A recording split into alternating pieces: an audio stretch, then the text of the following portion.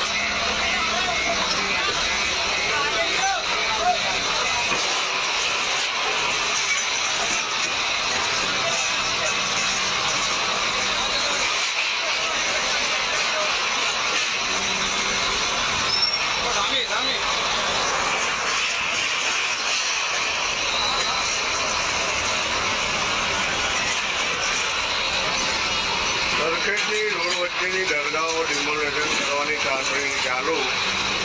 તંત્ર દ્વારા રોડ ઉપર ડિમોલેશનની કાર્યવાહી